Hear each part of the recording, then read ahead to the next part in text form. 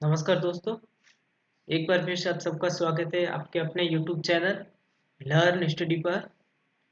जैसे कि आप सबको ज्ञात होगा कि BSTC 2023 का फाइनल रिजल्ट वो आपके जारी हो गए हैं। एक दो दिन पहले ही जारी हुआ है। आई होप आप सबने अपना अपना रिजल्ट देख लिया होगा। आप सबको अपने मार्क्स पता चल गए होंगे कि हाँ मुझे कितने नंबर प्राप्त हुए हैं। ठीक है, लेकिन रिजल्ट आने के बाद पूरी प्रक्रिया पूरा प्रोसेस खत्म नहीं होता है। अब तो जो मेन प्रोसेस होता है, ठीक है ना, BSTC में जो कॉलेज के लिए मेन प्रोसेस होता है वो प्रोसेस अब शुरू होगा। अभी तो ओनली फॉर आपके रिजल्ट आए हैं। रिजल्ट आने के बाद यानी कि आपको अभी तक आपके मार्क्स पता चले कि हाँ मुझे 600 में से इतने नंबर प्राप्त हुए हैं। ठीक है, लेकिन अब आगे का प्रोसेस किस प्रकार रहने वाला है उस पर अपन इस वीडियो के माध्यम से डिस्कस करेंगे। ठीक है ना, पूरे एनालिसिस करके मैंने इस वीडियो को मैं आपके लिए बना रहा हूँ। ठीक है ना, मैंने 2-3 दिन सारी कट ऑफ देखी। पिछले ओल्ड ईयर्स की मैंने कट ऑफ देखी, 2022 की, 2021 की, 2020 की मैंने कट ऑफ देखी और 2023 की भी मैंने कट ऑफ देखी। ठीक है ना, किस प्रकार कट ऑफ रह रहे हैं उसका मैंने एनालिसिस किया। ठीक है ना, डॉक्यूमेंट कौन कौन से आपको जरूरी अपडेट करवाने हैं उसका भी मैंने अध्ययन करके इस खास आपके लिए इस आप सबके लिए वीडियो बना रहा हूँ। आई होप आप सबके लिए वीडियो बहुत ही सक्सेसफुल और बहुत ही इंपॉर्टेंट होने वाला है। BSTC 2023 का जो भी स्टूडेंट इस वीडियो को नहीं देखेगा वो फिर बाद में मुझे मत बोलना कि हाँ सर मुझे आपने बताया नहीं। इस वीडियो में मैं आपके काउंसलिंग आगे का प्रोसेस अब काउंसलिंग से शुरू होगा तो काउंसलिंग से लगा के कॉलेज मिल जाने तक, ठीक है ना, वहां तक का पूरा प्रोसेस बताऊंगा। तो उस प्रोसेस में आपके काउंसलिंग डॉक्यूमेंट्स भी आएंगे, कट ऑफ भी आएगी, कॉलेज फर्स्ट लिस्ट भी आएगी, सेकंड लिस्ट, थर्ड लिस्ट की भी बात करेंगे। ठीक है ना, कॉलेज दूर मिलेगी तो क्या करना है, क्या PTT की तरह इसमें भी अपवर्ड मूवमेंट का ऑप्शन होता है या नहीं होता है, गवर्नमेंट कॉलेज मिलेगी तो कितनी फीस देनी पड़ेगी, प्राइवेट कॉलेज मिलेगी तो कितनी फीस देनी पड़ेगी, BSTC 2023 का सॉरी BSTC का कुल कितना खर्चा, ठीक है ना, 2 साल के अंदर आपको कुल कितना खर्चा BSTC के लिए देना पड़ेगा, उन सब पर भी अपन बात करेंगे। तो वीडियो को एंड तक देखना है, बिना स्किप किए हुए वीडियो को देखना है।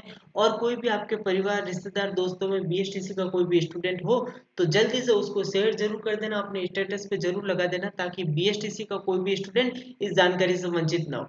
BSTC का कोई भी स्टूडेंट इस जानकारी से वंचित ना हो, क्योंकि रिजल्ट आने के बाद आपका कोई प्रोसेस खत्म नहीं होता है। रिजल्ट तो आ गया लेकिन अब आप सभी मुझे पता आप सभी एक ही बात की टेंशन कर रहे हो कि हमें कॉलेज मिलेगी या नहीं मिलेगी। स्टूडेंट के मैसेज भी आ रहे हैं कि सर इतने नंबर बन रहे हैं, OBC से हूँ, ST हूँ, SC से हूँ, EWS से हूँ, मेरे कॉलेज मिलेगी या नहीं मिलेगी, कितने कॉलेज भरनी है। ठीक है ना, तो आज आप सबके जितने भी डाउट्स हैं वो मैं पूरे क्लियर कर दूंगा, इतना मैं आपको विश्वास दिलाता हूँ, आपके पूरे क्लियर कर दूंगा। और एंड में आपको एक ऐसी ट्रिक बताऊंगा जो आपके कम नंबर बन रहे हैं ना, 300 350 के आसपास एक कम नंबर बन रहे हैं, तो मैं आपको ऐसी ट्रिक बताऊंगा कॉलेज बनने की कि आपको फर्स्ट या सेकंड लिस्ट में कम नंबर वालों को भी कॉलेज मिल जाएगी। इतनी मेरी गारंटी है कि आपको एंड में ऐसी ट्रिक बताऊंगा कि आपको कॉलेज जरूर मिल जाएगी। तो एंड तक देखना है, ठीक है ना, वो गारंटी आपको, वो ट्रिक अगर आपको देखनी है तो वीडियो को एंड तक देखना है। ठीक है, तो चलिए बिना टाइम वेस्ट किए आज का अपना वीडियो शुरू करते हैं। ठीक है ना, तो सबसे पहले तो मैं आपको बता देता हूँ लर्न स्टडी अब आपके व्हाट्सएप चैनल के माध्यम से व्हाट्सएप पे भी आ गए हैं। ठीक है ना, अगर आप हमसे जुड़ के अपने अध्ययन को और बेटर करना चाहते हो, हमसे जुड़ के एजुकेशन से रिलेटेड कोई भी अपडेट पाना चाहते हो, तो सबसे पहले आप हमारे व्हाट्सएप चैनल को भी फॉलो कर सकते हो। लिंक डिस्क्रिप्शन में दी गई है। आपका अपना लर्न स्टडी अब व्हाट्सएप चैनल पे भी आ गया है। ठीक है, तो आज के अपने क्वेश्चंस रहने वाले हैं वो मैं आपको बता देता हूँ। BSTC के पूरे क्वेश्चंस, आप सबके जो जो डाउट है उन सब डाउट को लेते हुए आज अपन क्लियर बात करेंगे। रिजल्ट आपका आ गया है, लेकिन अब आपका अपना पहला क्वेश्चन आज का अपना ये रहेगा, रिजल्ट आने के बाद की प्रक्रिया क्या रहेगी। रिजल्ट आने के बाद की प्रक्रिया क्या रहेगी, काउंसलिंग फीस कितनी होगी, यानी कि काउंसलिंग का जो चालान कटेगा उस चालान कितने तक कटेगा, यानी कि कितने रुपए तक का वो चालान कटेगा, काउंसलिंग कब से होगी, यानी कि रिजल्ट तो आ गया लेकिन अब काउंसलिंग की प्रक्रिया जो फर्स्ट राउंड की काउंसलिंग है वो कब से होगी, काउंसलिंग में जो डॉक्यूमेंट है वो कौन कौन से देने हैं, ऑनलाइन कौन कौन से डॉक्यूमेंट देने हैं और ऑफलाइन कौन कौन से डॉक्यूमेंट देने हैं, कौन से डॉक्यूमेंट आपके पुराने हो गए हैं वो भी मैं आपको बता दूंगा कि ये डॉक्यूमेंट्स आपके पुराने हो गए तो अपडेट करवाना। ठीक है ना, अपडेट करवा लेना। ये भी मैं आपको बता देता हूँ, इतनी कोई बेसिक जानकारी, इतनी कोई डीप में जानकारी आपको कोई भी यूट्यूबर नहीं देता है। ओनली फॉर एक प्लेटफॉर्म है आपका अपना लर्न स्टडी। तो कहीं नहीं जाना है, जुड़े रहना है हमारे साथ, ठीक है ना। फिर अपना अगला टॉपिक होगा अलॉटमेंट लिस्ट कब तक आएगी, ठीक है ना। मैंने पूरी प्रक्रिया के रिगार्डिंग्स आपके जो डाउट थे वो मैंने बता दिए हैं। काउंसलिंग से लगा के अलॉटमेंट लिस्ट तक अपन बात करेंगे, ठीक है ना। तो पहला अपना टॉपिक यही रहेगा, पहला अपना क्वेश्चन ये रहेगा कि रिजल्ट आने के बाद की प्रक्रिया क्या है। फिर अपन बात करेंगे काउंसलिंग फीस कितने रुपए की होगी, यानी कि काउंसलिंग के लिए कितने रुपए आपको वहाँ पे पे करवाने होंगे, ठीक है ना। काउंसलिंग कब से होगी उस पर भी अपन बात करेंगे।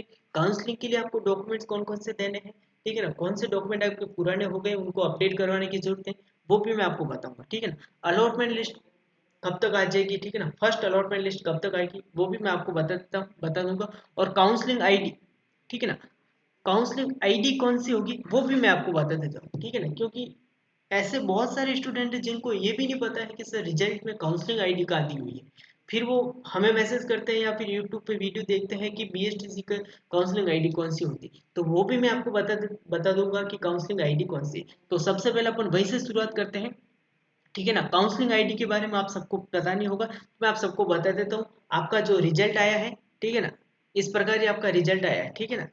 ये रिजल्ट की आपको कॉपी दिख रही होगी, ठीक है ना, इस प्रकार ये आपका रिजल्ट आया है। तो काउंसलिंग आईडी आपको कौन सी होगी, उन काउंसलिंग आईडी को आप जब काउंसलिंग करवाओगे तब वहां दर्ज करनी होगी, ठीक है ना। क्योंकि लाखों की संख्या में स्टूडेंट काउंसलिंग करवाएंगे, ठीक है ना। तो एक आपको एक सीरियल नंबर दिया जाता है, उस सीरियल नंबर के द्वारा ही आपकी पहचान की जाती है, ठीक है ना। लाखों की संख्या में काउंसलिंग करवाएंगे स्टूडेंट, तो ऐसे कैसे पता चलेगा कि कौन सा स्टूडेंट किस नाम से है, क्या है, ठीक है ना। नाम से भी कंफ्यूजन रहता है। इसलिए आपको भले अपन पीटीटी की बात करें, बीएसटीसी की बात करें, किसी भी कंपटीशन की बात करें, आपको अपन एक आपको सीरियल नंबर दिया जाता है, ठीक है ना। उस सीरियल नंबर उस आईडी के थ्रू ही आपकी पहचान की जाती है कि हाँ ये इसका नंबर है, ये इसका नंबर, ठीक है ना। तो आप सबको कोई टेंशन की बात करने की जरूरत नहीं है। आपकी काउंसलिंग आईडी आपके रिजल्ट में, ये जैसे ही आप अपना रिजल्ट देखोगे, जैसे ही आप अपनी रिजल्ट की फोटोकॉपी करवाओगे, ठीक है ना, तो वहां पे आपके जो मार्क्स है ना, जैसे कि यहाँ 600 नंबर है और यहाँ पे इसको 234 नंबर प्राप्त हुए, तो उसके जस्ट नीचे कॉलम में देखना आप काउंसलिंग सीरियल नंबर, ठीक है ना। उसके जस्ट नीचे वाले कॉलम में देखना, वहां पे आपको दिख रहा होगा काउंसलिंग सीरियल नंबर के नाम से एक नाम लिखा होगा। उसके सामने आपको 6 नंबर के कोड दिखे होंगे, ठीक है ना। जैसे कि इस भाई को काउंसलिंग आईडी मिली है 401069, ठीक है ना, ये काउंसलिंग आईडी होती है। ये काउंसलिंग आईडी होती है जो आपको काउंसलिंग के समय लगवानी पड़ती है, और इस आईडी के थ्रू ही आपकी पहचान की जाती है कि हाँ इस नंबर पर ये नाम का स्टूडेंट है, ठीक है। तो वापस बता देता हूँ, आपके जो रिजल्ट की कॉपी है, आपको जो नंबर प्राप्त हुए उसके नीचे में जो आपको काउंसलिंग सीरियल नंबर का एक ऑप्शन दिख रहा होगा, वही आपकी काउंसलिंग आईडी। तो आप अपने अपने काउंसलिंग आईडी देख लेना, अगर आपको पता नहीं हो तो मैंने आपको बता दिया है। आई होप आप सभी को पता चल गया होगा कि आपकी काउंसलिंग आईडी कौन सी है, ठीक है ना। चलिए, तो सबसे पहले तो अपन काउंसलिंग के बारे में जो पीटीटी की जो पंजीयन विभाग ने महत्वपूर्ण निर्देश जारी किए हैं, इंपोर्टेंट इंट्रोडक्शन जारी किए हैं, महत्वपूर्ण अनुदेश जारी किए हैं, उस पर अपन बात करते हैं कि कौन कौन से बातों को आपको ध्यान रखना है अपने काउंसलिंग करवाने के समय, ठीक है। तो सबसे पहले तो वही है, प्री डीएलएड पाठ्यक्रम 2023 में प्रवेश के लिए अभ्यर्थी अपने प्राप्त अंकों के आधार पर ऑनलाइन काउंसलिंग प्रक्रिया में भाग लेने का निर्णय स्वयं करेंगे, ठीक है ना। आपको जितने भी नंबर प्राप्त हुए हैं उन नंबरों के आधार पर काउंसलिंग प्रक्रिया में भाग लेने का निर्णय आपको स्वयं को करना है, ठीक है, किसी की बातों में नहीं आना है। आपको स्वयं निर्णय लेना है, ठीक है ना। आप स्वयं को फाइनल करना है कि मुझे काउंसलिंग करवानी है या नहीं करवानी, ठीक है ना। चलिए, दूसरा इंपॉर्टेंट नोटिस है, प्री डीएलएड पाठ्यक्रम 2023 में प्रवेश के लिए ऑनलाइन काउंसलिंग की वेबसाइट www.panjinvibhag.in की है, ठीक है ना। यानी कि आपको जो बीएसटीसी की जो ऑफिशियल वेबसाइट है, बीएसटीसी की जो ऑफिशियल वेबसाइट है, पंजीयन विभाग की जो ऑफिशियल वेबसाइट है, वहीं आपको काउंसलिंग करवानी है। अदरवाइज किसी फ्रॉड वेबसाइट पर आपको काउंसलिंग नहीं करवानी है, वरना आपके पैसे, आपके जो पेमेंट आप करोगे वो आपका फ्रॉड के अकाउंट में चला जाएगा, तो उसका भी आपको बहुत तरीके से ध्यान रखना है, ठीक है ना। चलिए, तीसरी पॉइंट बात है, ऑनलाइन काउंसलिंग प्रारंभ होने की सूचना प्रवक वेबसाइट पर जारी की जाएगी। ऑनलाइन काउंसलिंग की प्रक्रिया के चरण प्रक्रिया के चरण इसी वेबसाइट पर उपलब्ध होंगे, कृपया समय समय पर उक्त वेबसाइट का अवलोकन करते रहें। ठीक है, जब भी आपका ऑनलाइन काउंसलिंग का शेड्यूल जारी होगा, जब भी आपके ऑनलाइन काउंसलिंग का प्रोग्राम शुरू होगा, तो उस आपके जो BSTC 2023 की जो ऑफिशियल वेबसाइट है, वहाँ वेबसाइट पर आपको सारी जानकारी अपलोड करवा दी जाएगी। तो आपको डेली एक बार वेबसाइट को चेक कर लेना है कि हाँ, कोई नया अपडेट तो नहीं आया है। ठीक है ना, आप चेक भी नहीं करोगे और अपडेट चली जाएगी, फिर आप बोलोगे कि सर हमने तो देखा ही नहीं और हमें तो काउंसलिंग की डेट भी चली गई और हम वंचित रह गए। ठीक है ना, तो आपको पहला काम तो यही करना है, आपको डेली टू डेली वेबसाइट को चेक करते रहना है कि हाँ, कोई नया अपडेट आया है नहीं आया है। जैसे कि रिजल्ट आने के बाद कल एक नया अपडेट आया है, उसमें आपको आपके आवेदन संशोधन करने का बताया, यानी कि आपके आवेदन में कोई भी त्रुटि पाई हो तो आप 2-3 दिन के अंदर आप अपने आवेदन में संशोधित करवा सकते हो। आपके नाम, मम्मी के नाम, फादर्स का नाम है या फिर और कोई अपडेट आपको संशोधन करवानी है तो आप करवा सकते हो। तो इसका भी बात का ध्यान रखना है आपको, डेली टू डेली आपकी जो BSTC 2023 की ऑफिशियल वेबसाइट है उसको चेक करते रहना है। कोई जानकारी वहाँ ही कोई भी जानकारी अपलोड होगी तो आपको वहीं से मिलेगी। ठीक है, फिर चौथी पॉइंट पॉइंट बात है, अभ्यर्थियों को चाहिए कि वे अध्यापक शिक्षा संस्थान आवंटन प्रक्रिया पूर्ण होने तक अपने स्कोर कार्ड अंक तालिका को सुरक्षित रखें। ठीक है ना, यानी कि जो आपका ये स्कोर कार्ड है, जो आपको ये स्कोर कार्ड जारी गया वहां से हुआ है, ये आपको ऑफिशियल रूप से संभाल के रखना है। कब तक? जब तक आपको पूर्ण तरीके से एडमिशन नहीं मिल जाता। कोई भी कॉलेज अलॉट होने के बाद पूर्ण तरीके से आपको कॉलेज में एडमिशन नहीं मिल पाता है, जब तक आपको इस स्कोर कार्ड को संभाल कर रखना है। ठीक है ना, कि हाँ, कि अब मुझे एडमिशन मिल गए हैं और मेरा सेशन जो है, मेरी क्लासेस यानी कि कंटिन्यू रूप से मेरी क्लासेस शुरू हो गई, तब तक आपको इस स्कोर कार्ड को संभाल के रखना है। ठीक है ना, यानी कि 2-3 आपको फोटोकॉपी करवा के अपने पास रखनी है, जब भी जरूरत पड़े आपको काम आएगी। ठीक है, चलिए आगे बात करते हैं। फिर पांचवी मेन पॉइंट है, परिणाम ऑनलाइन आवेदन की प्रक्रिया के दौरान अभ्यर्थी द्वारा दर्ज किए गए आंकड़ों के अनुसार अभ्यर्थी के आधार पर घोषित किया गया गलत जानकारी साबित होने पर प्रवेश तत्काल प्रभाव से रद्द कर दिया जाएगा। अभ्यर्थी स्वयं इसके जिम्मेदार होंगे। ठीक है ना, यानी कि परिणाम आपका जारी हो गया। ठीक है ना, परिणाम आपका जारी हो गया, आपके नाम, आपके फादर्स नेम में, आपके कोई भी डिटेल्स में अगर त्रुटि पाई जाती है, ठीक है ना, किसी भी प्रकार की कोई त्रुटि पाई जाती है तो आप अभी से संशोधन करवा सकते हो। फिर इसकी डेट निकलने के बाद आप बोलोगे कि मुझे संशोधन करवाना है, तो आपका संशोधन नहीं होगा। और किसी बाई चांस किसी भी कारण से आपका एडमिशन रद्द हो जाए तो उसके जिम्मेदार स्वयं आप होंगे। ठीक है ना, तो इन पांचों बातों का आपको मोस्ट इम्पोर्टेंट ध्यान रखना है अगर आप रियली में BSTC 2023 में कॉलेज में एडमिशन लेके BSTC में अपना करियर सेट करवाना चाहते हो, तो इन पांचों बातों का आपको ध्यान रखना है और काउंसलिंग करवानी। ठीक है ना, तो मैंने पहले बता दिया, मैंने काउंसलिंग आईडी आपको कौन कौन सी करवानी है, काउंसलिंग कैसे करवानी वो बता दी मैंने, काउंसलिंग आईडी कौन सी है आपकी वो भी मैंने आपको बता दी। ठीक है ना, अब आपको काउंसलिंग के समय आपको डॉक्यूमेंट्स कौन कौन से तैयार करने हैं वो भी मैं आपको बता देता हूँ कि काउंसलिंग के समय आपको कौन कौन से डॉक्यूमेंट आपको अपने पास रखने हैं। ठीक है ना, और अपडेट कौन से करवाने हैं, यानी कि जो पुराने डॉक्यूमेंट है, कोई डॉक्यूमेंट ऐसे भी होते हैं जो हर साल अपडेट करवाने पड़ते हैं, वो भी आपको बता दूंगा। ठीक है, तो काउंसलिंग डॉक्यूमेंट पे मैं आपको बता देता हूँ, आपके 10th और 12th की मार्कशीट आपको अपने पास रखनी है, फोटोकॉपी भी आपके पास रखनी है और ओरिजिनल भी आपको पास रखना है। अगर आपके विद्यालय से आपको नहीं प्राप्त हुई हो तो आप सबसे पहले जाके अपने विद्यालय से प्राप्त कर लें। ठीक है ना, आपका जो जाति प्रमाण पत्र है, जो कास्ट सर्टिफिकेट है, वो आपको अपने पास रखना है। ठीक है ना, ओबीसी एस ठीक है, ओबीसी वालों को जाति प्रमाण पत्र वो अपने पास रखना है। और अदरवाइज जो भी आपकी कैटेगरी में जाति प्रमाण पत्र आपके अगर लगता है तो आपको अपना जाति प्रमाण पत्र पास रखना है। हाँ, लेकिन जाति प्रमाण पत्र अगर आपका एक्सपायर हो गए हैं, ठीक है ना, अगर आपका जाति प्रमाण पत्र एक्सपायर हो गया है तो आपको सबसे पहले यही काम करना है कि अपडेट करवा देना है। ठीक है ना, अगर आपका जाति प्रमाण पत्र 1 साल पुराना है, अगर आपका जाति प्रमाण पत्र 1 साल पुराना है तो आपको पहले यही काम करना है कि आपका जाति प्रमाण पत्र है जो अपडेट करवा दो, क्योंकि ये एक डॉक्यूमेंट ही ऐसा है जिसकी जरूरत पीटीटी में भी बहुत अहमियत से पड़ती है और बीएसटीसी में भी बहुत अहमियत से पड़ती है। और ये अकेला ही ये डॉक्यूमेंट ऐसा है कि आपका पूरा साल बर्बाद कर देगा, क्योंकि जब आपका जाति प्रमाण पत्र एक्सपायर हो गया होगा और आपको पता भी नहीं चला होगा ना, आपने अपडेट भी नहीं करवाया होगा, तो इस डॉक्यूमेंट के आधार पर आपका एडमिशन रद्द हो सकता है। ठीक है ना, इस डॉक्यूमेंट के आधार पर आपका एडमिशन रद्द हो सकता है। मैं बार बार कह रहा हूँ, आप अभी जाओ अपना जाति प्रमाण पत्र देख लो। अगर आपका जाति प्रमाण पत्र बने हुए 1 साल हो गए हैं तो अभी भी टाइम है, काउंसलिंग में अभी भी टाइम है। 7 दिन के अंदर अंदर आपका जाति प्रमाण पत्र बन जाता है, तो अभी भी आपके पास टाइम है, अपना जाति प्रमाण पत्र देख लो। अगर आपका जाति प्रमाण पत्र कितना 1 साल पुराना है, अगर आपका जाति प्रमाण पत्र 1 साल पुराना है तो अभी जाओ ई मित्र के माध्यम से इसका ऑनलाइन आवेदन करवा दो।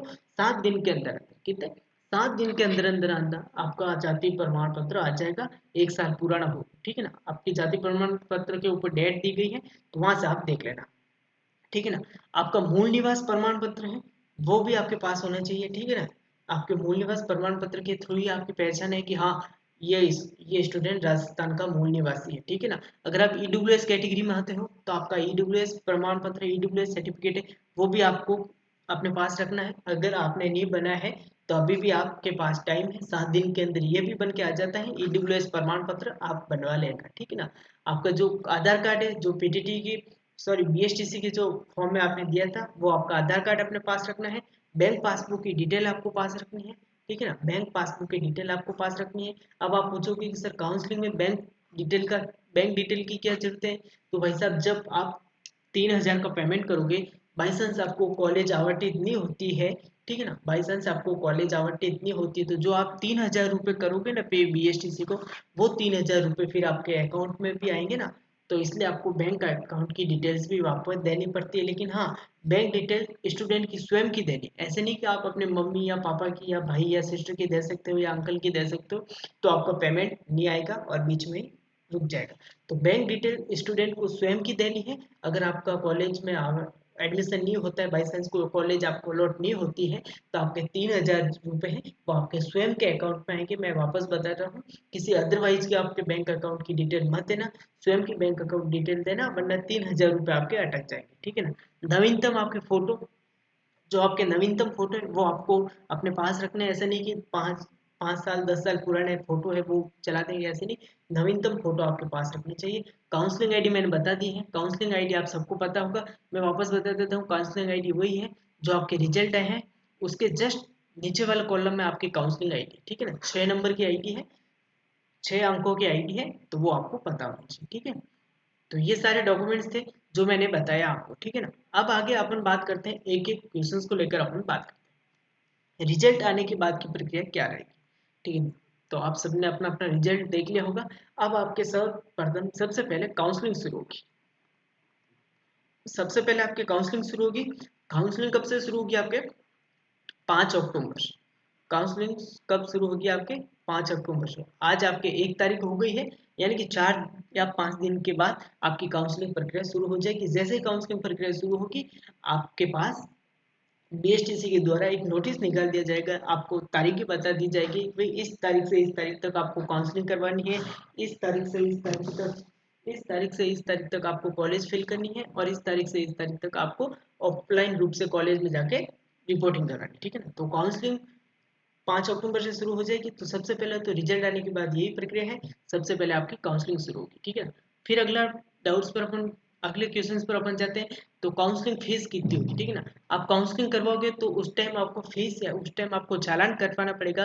तो वो चालान कितने रुपए तक आपको कटवाना पड़ेगा, ठीक है ना। तो बीएसटीसी में 3,000 रुपये तक का चालान कटता है, ठीक है ना। बीएसटीसी में 3,000 रुपये तक का चालान करता है। तो आपको काउंसलिंग करवाते समय 3,000 रुपये का चालान कटवाना पड़ेगा। और चालान की प्रति आपकी, उस चालान की फोटो कॉपी है, उस चालान की हार्ड कॉपी आपको अपने पास रखनी है, ठीक है ना।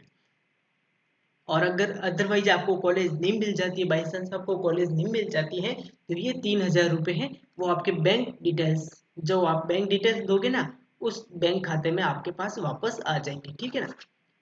उस बैंक खाते में आपके पास वापस आ जाएंगे, ठीक है। चलिए, काउंसलिंग कब से है तो वो मैंने बता दिया आपको। काउंसलिंग कब से? 5 तारीख से आपके काउंसलिंग शुरू होने वाली है, ठीक है ना। 5 अक्टूबर से आपके काउंसलिंग बता रही है, 5 अक्टूबर से आपकी काउंसलिंग शुरू हो जाएगी, ठीक है। 5 अक्टूबर से आपकी काउंसलिंग शुरू हो जाएगी, ठीक है ना।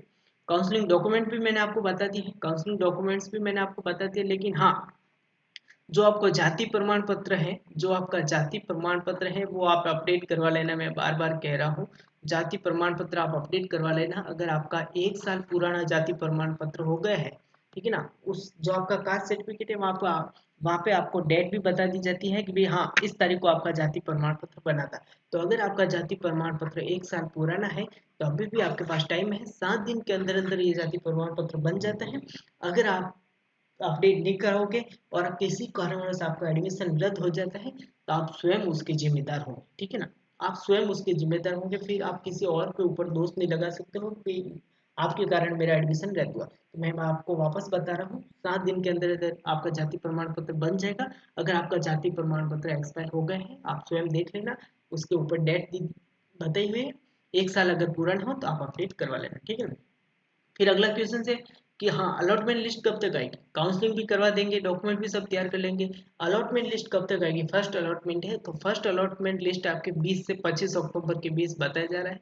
20 से 25 अक्टूबर के बीच आपकी फर्स्ट अलॉटमेंट लिस्ट आ जाएगी, ठीक है ना। 20 से 25 अक्टूबर तक आपकी फर्स्ट अलॉटमेंट लिस्ट आ जाएगी। जिनको भी फर्स्ट अलॉटमेंट लिस्ट में कॉलेज अलॉट होगी उसका पता आपको 20 से 25 अक्टूबर तक बता दिया जाएगा, ठीक है ना। तो मैंने बेसिक सी सारी बातें बता दी थी, सारी बातें मैंने आपको बता दी है, ठीक है ना।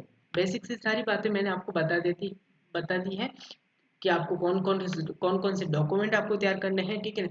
रिजल्ट आने के बाद की प्रक्रिया क्या है, काउंसलिंग फीस है वो कितनी देनी पड़ेगी आपको, काउंसलिंग कब से होगी, काउंसलिंग आईडी कौन सी है वो भी मैंने आपको बता दी है, काउंसलिंग में डॉक्यूमेंट कौन कौन से लगेंगे वो भी आपको मैंने बता दी है, और अलॉटमेंट लिस्ट आपको कब तक देखने को मिलेगी वो भी मैंने आपको बता दी, ठीक है ना। अभी अपन बात करें नंबर कम है कि भाई इतने नंबर बन रहे हैं कि आप काउंसलिंग करवाए या नहीं करवाए, आपके मन में यही डाउट रहा है।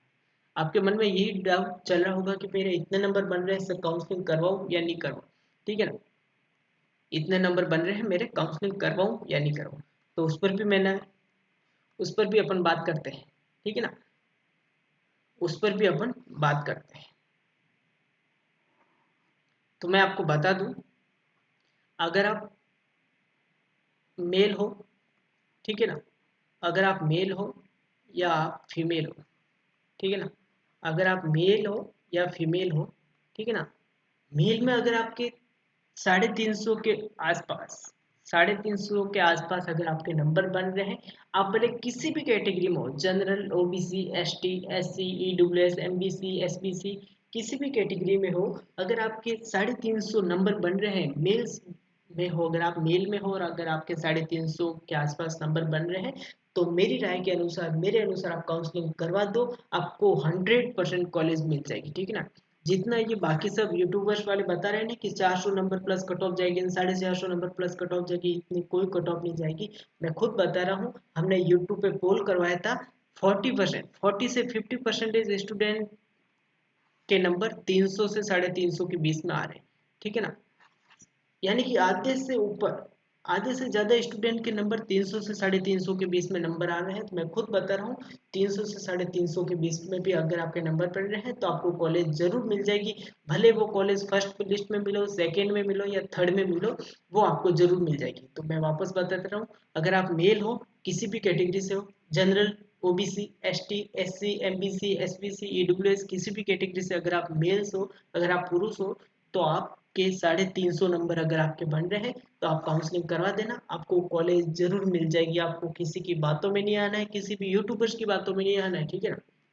किसी की भी यूट्यूबर्स की बातों में नहीं आना है, आप अपनी इच्छा के अनुसार करवा देना काउंसलिंग, आपको कॉलेज जरूर मिल जाएगी। बाई चांस कॉलेज नहीं मिलती है तो आपको रिफंड मिल जाएगा, 3,000 जो आप पे करोगे वो आपको रिफंड मिल जाएगा, ठीक है ना।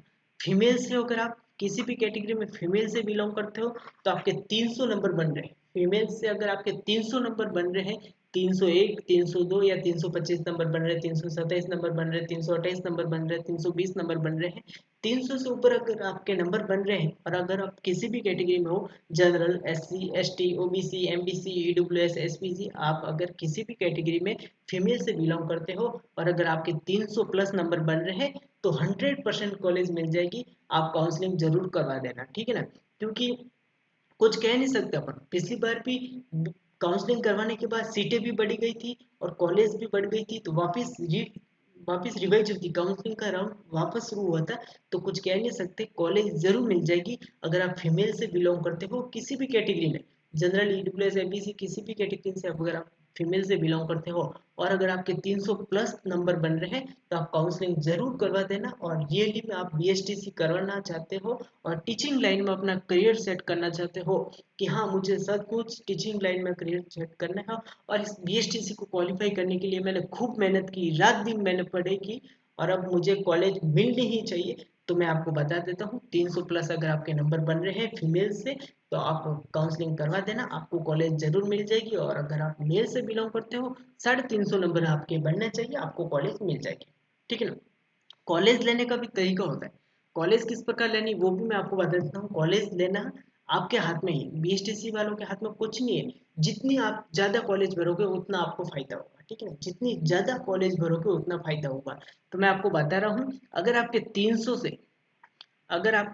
से 350 तक नंबर बन रहे हैं तो आपको कोई टेंशन करने की बात नहीं है। आप कॉलेज भरो, ज़्यादा से ज़्यादा कॉलेज भरो। 375 कॉलेज है, ऑल राजस्थान में 375 कॉलेज है, तो आप कम से कम 200 कॉलेज तो भर देना। अपनी काउंसलिंग में कम से कम 200 कॉलेज तो भर देना, ठीक है ना। 200 कॉलेज तो आप कम से कम भर ही देना, ठीक है ना। 200 कॉलेज में एक आधे कॉलेज में तो आपको सीट जरूर मिल जाएगी। और साथ में ऑल राजस्थान का क्लिक जरूर कर देना, ठीक है ना।